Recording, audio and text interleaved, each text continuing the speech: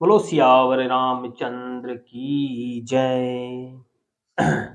तो आज अ, हम कल हमने जहाँ श्री रामचरितमानस को जहाँ पर समाप्त किया था वहीं से आज हम इसको शुरू करेंगे।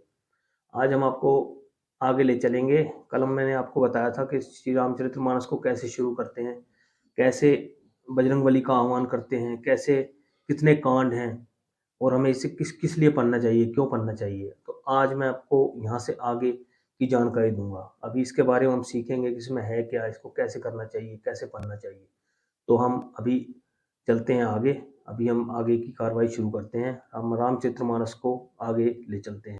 तो आज मैं आपको बताऊंगा कि चौपाइयाँ कैसे पढ़ते हैं और दोहा कैसे पढ़ते हैं, और उसके बाद सोठा, और इसको कहाँ समाप्त करना है, कैसे समाप्त करना है, इस बारे में आज हम बातचीत करेंगे। तो इसमें पहले जब बालकांड हम शुरू करते हैं तो इसमें एक श्लोक आता है। तो श्लोक को कैसे पढ़ना है, तो ये श्लोक है। इस श्लोक को हम दो तीन तरह से पढ़ सकते हैं, अलग अलग धुन से पढ़ सकते हैं। जो मेरे पास जो मैं बताऊंगा वो इस तरह है। जैसे वर्णानामर्थ संघाना रसानाम छंद सामपि मंगलानाम च कर्तारो वंदे वाणी विनायको।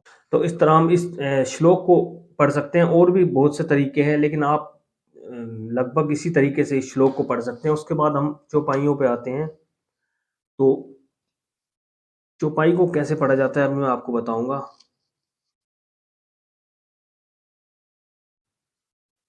तो ये जैसे चौपाई है तो इसको हम किस तरह पढ़ेंगे। इसमें जो बीच में विराम दे रखे हैं, ये विराम से ही इसका धुन बनती है। तो इसको हम भी चार पांच धुन से पढ़ सकते हैं। जैसे पढ़ूंगा।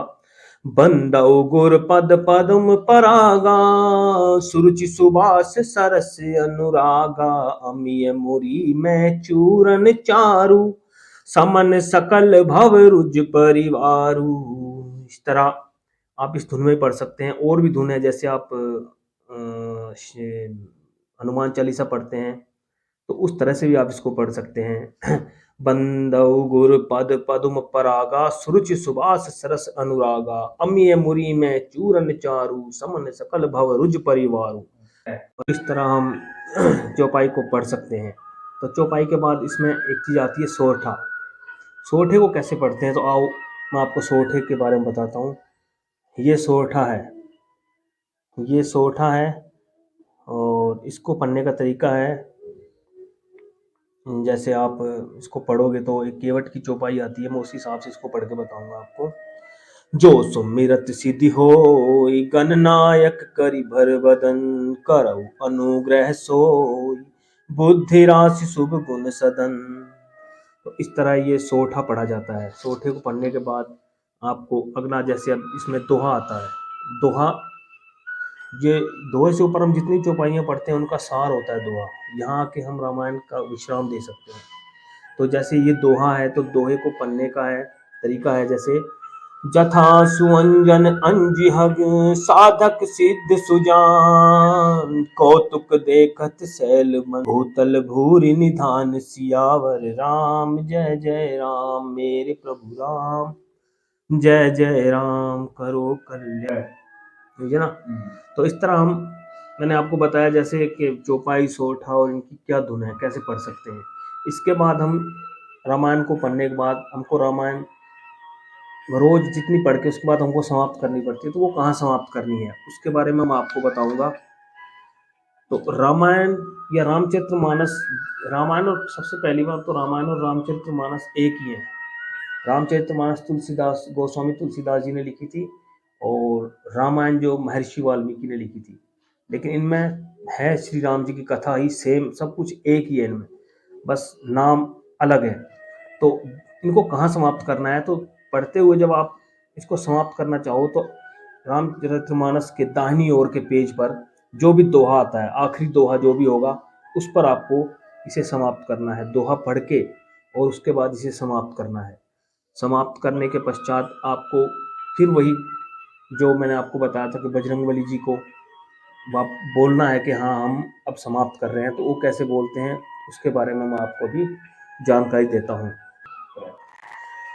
कथा विसर्जन होत है, सुनहु वीर हनुमान, रामा सुनहु वीर हनुमान। श्री राम लक्ष्मण जानकी, सदा करें कल्याण। सियावर राम जय जय राम, मेरे प्रभु राम जय जय राम।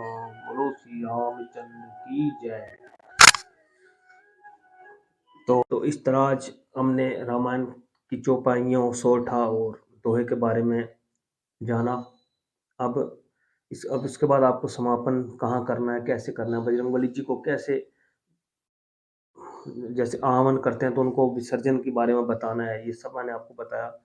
अब आगे हम कल श्री रामचरितमानस में कुछ भक्ति के जो वो दे रखे हैं कि भक्ति किस तरह करनी चाहिए, कौन कौन सी भक्ति है, नवदा भक्ति क्या है, तो उसके बारे में जानेंगे। और साथ में ये भी जानेंगे कि इसमें कितने मास पारायण हैं, विश्राम हैं, कितने नवाह पारायण विश्राम हैं। तो इन सब के बारे में हम अगली वीडियो में चर्चा करेंगे।